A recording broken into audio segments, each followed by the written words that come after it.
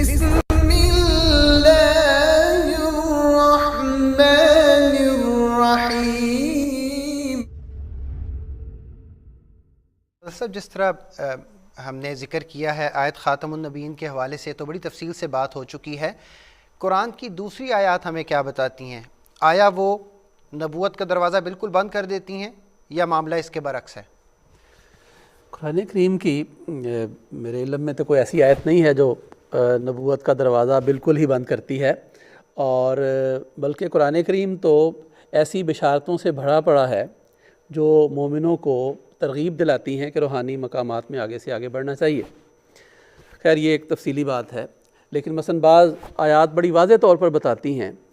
کہ انبیاء کو بھیجنا، انبیاء اور رسولوں کا چننا، یہ اللہ تعالیٰ کی ایک ایسی سنت ہے جو جب بھی اللہ تعالیٰ سمجھتا ہے کہ اب دنیا میں کسی نبی کی، کسی رسول کی ضرورت ہے، اللہ تعالیٰ چنتا ہے اور چنتا رہے گا۔ مثلا سورہ حج کی ایک آیت ہے، سورہ حج کی آیت نمبر 75 نمبر آیت ہے، اللہ تعالیٰ فرماتا ہے اللہ یستفی من الملائکۃ رسلا ومن الناس ان اللہ سمیع بصیر، کہ اللہ تعالیٰ رسول چنتا ہے فرشتوں میں سے بھی اور ومن الناس اور انسانوں میں سے بھی۔ دلچسپ بات یہ ہے کہ بعض غیر احمدی علماء جو اس بات کے دعوے دار ہیں کہ اب کوئی نبی نہیں آ سکتا اور کوئی رسول نہیں آ سکتا، ان کے بھی تراجم اگر اس آیت کے دیکھے جائیں تو اس سے بھی ایسے ہی لگتا ہے کہ جیسے وہ بھی یہی ترجمہ کر رہے ہیں، اور وہ بھی سمجھتے ہیں کہ مثلا یہ مولوی اشرف علی تھانوی صاحب کا ترجمہ میرے سامنے ہے، انہوں نے یہاں پہ اس کا ترجمہ کیا ہے، اللہ تعالیٰ کو اختیار ہے رسالت کے لیے جس کو چاہتا ہے منتخب کر لیتا ہے۔ اب یستفی کا ترجمہ منتخب کر لیتا ہے، اور یہ مضارع کا صیغہ ہے اور اس میں ایک استمرار بھی پایا جاتا ہے، آئندہ بھی چنتا رہے گا۔ اس میں کوئی ایسی بات نہیں ہے کہ گزشتہ ماضی کا صیغہ نہیں ہے، مضارع ہے جس میں حال بھی پایا جاتا ہے اور مستقبل بھی پایا جاتا ہے کہ منتخب کر لیتا ہے اور آئندہ بھی کرے گا، فرشتوں میں سے احکام پہنچانے والے، اسی طرح آدمیوں سے بھی۔ اسی طرح اور بھی بعض ایسے تراجم ہیں جو اس بات کی گواہی دے رہے ہیں کہ اس آیت میں بڑا واضح طور پر اللہ تعالیٰ کی ایک ایسی سنت کا ذکر ہے کہ اللہ تعالیٰ پہلے بھی فرشتوں میں سے بھی اور انسانوں میں سے بھی رسول چنتا رہا ہے اور آئندہ بھی چنتا رہے گا۔ تو اس آیت میں اس کا واضح طور پر پتہ چلتا ہے۔ اس وقت مبشر یاس صاحب بھی ہمارے ساتھ ٹیلی فون لائن پہ موجود ہیں۔ السلام علیکم مبشر یاس صاحب۔ وعلیکم السلام ورحمۃ اللہ۔ مبشر صاحب، ختم نبوت کا عنوان ہی جاری ہے، اور ہم نے ابتدا میں یہ جاننے کی ہم کوشش کر رہے ہیں کہ آیت خاتم النبیین کے بارے میں تو چلیں ہمارے مخالفین کہہ سکتے ہیں کہ بھئی ہمارا ترجمہ درست ہے، آپ کا ترجمہ درست نہیں ہے، لیکن یہ بات جاننے کی اور دیکھنے کی بہت زیادہ ضرورت ہے کہ قرآن کی دیگر آیات کس کے ترجمے کی تائید کر رہی ہیں۔ تو میں چاہوں گا آپ بھی اس مضمون پہ تھوڑی سی روشنی ڈالیں اور کچھ آیات کا بیان کریں کہ جس میں اللہ تعالیٰ یہ فرما رہا ہو کہ نبوت کا دروازہ تو ابھی کھلا ہے۔ جی برہان صاحب، میں یہ عرض کروں گا کہ جو ہمارے دوسرے بھائی ہیں وہ جو نبوت کے بارے میں یہ تصور رکھتے ہیں کہ حضرت صلی اللہ علیہ وسلم کے بعد کوئی نبی نہیں، ان کے موقف کا ذکر بھی قرآن کریم میں ہے، اور وہ سورۃ مومن آیت نمبر 35 میں ہے۔ اللہ تعالیٰ فرماتا ہے کہ وَلَقَدْ جَاءَكُمْ يُوسُفُ مِنْ قَبْلُ بِالْبَيِّنَاتِ فَمَا زِلْتُمْ فِي شَكٍّ مِّمَّا جَاءَكُمْ بِهِ حَتَّى إِذَا هَلَكَ قُلْتُمْ لَن يَبْعَثَ اللَّهُ مِن بَعْدِهِ رَسُولًا كَذَلِكَ يُضِلُّ اللَّهُ مَنْ هُوَ مُسْرِفٌ مُرْتَابٌ۔ کہ جب یوسف علیہ السلام، اللہ تعالیٰ فرماتا ہے کہ کھلے کھلے نشانوں کے ساتھ آئے تو تم اس وقت بھی شک میں رہے جو وہ لے کے آیا تھا، اور جب وہ فوت ہو گیا، چلا گیا، دنیا سے رخصت ہو گیا، تو تم نے یہ کہنا شروع کر دیا کہ بس اب اللہ کبھی اس کے بعد رسول نہیں بھیجے گا۔ تو رسول نہ بھیجنے کا، کسی نبی کے بعد نبوت ختم ہونے کا تصور پہلے لوگوں میں بھی موجود تھا، لیکن خدا تعالیٰ نے ایسے تصور کے بارے میں کمنٹس کیا دیے ہیں، ریمارکس کیا دیے ہیں؟ فرمایا کذالک یضل اللہ من ہوا مسرف مرتاب، کہ اللہ تعالیٰ ایسے ہی پھر اس طرح کے جو لوگ ہوتے ہیں حد سے بڑھنے والے اور شک کرنے والے، ان کو گمراہ قرار دیتا ہے۔ تو نبوت ختم ہونے کا تصور بھی کیونکہ نیا تصور نہیں تھا۔ دوسرے بات جو آپ نے فرمائی ہے اس کی طرف میں آتا ہوں۔ محترم فضل صاحب نے ایک بڑی اچھی بات کی کہ جو انعامات کا دروازہ جو ہے وہ تو قرآن کریم جا بجا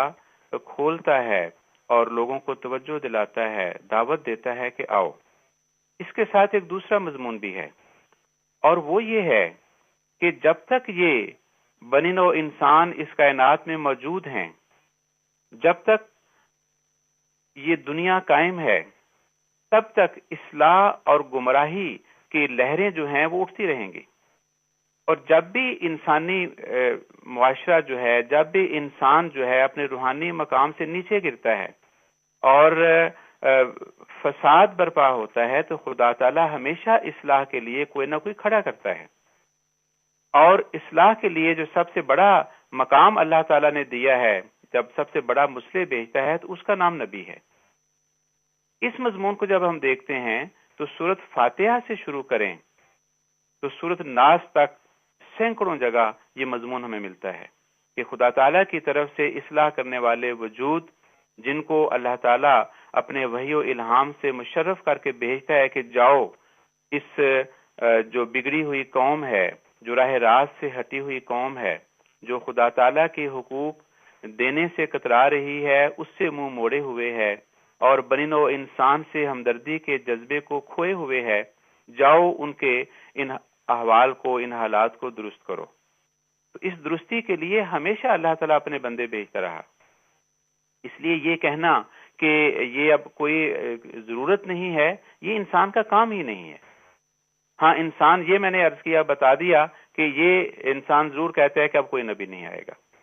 اب سورۃ حج کی آیت محترم فضل صاحب نے پڑھی، سورۃ اعراف کی آیت نمبر 36 ہمارے سامنے ہے اس وقت۔ اس میں اللہ تعالیٰ فرماتا ہے، یا بنی آدمہ،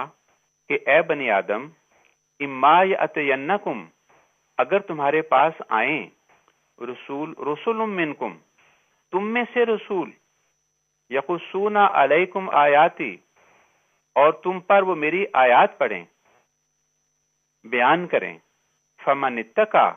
پس جس نے تقوی کیا، واصلح، اور اصلاح کی، فلا خوف علیہم، تو ان پر نہ خوف ہوگا، ولا هم یحزنون، نہ وہ غمگین ہوں گے۔ یہ پورے بنی آدم کو ایک اصولی رہنمائی دی جا رہی ہے، ایک حکم دیا جا رہا ہے، ایک ہدایت کی جا رہی ہے کہ دیکھو، جب بھی تم میں کوئی رسول آئے،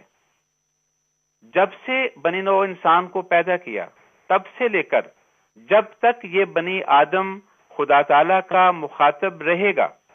مسلسل یہ آواز اس کو سنائی دی جاتی رہے گی۔ جب تک قرآن کریم اس کائنات میں عمل کے لیے،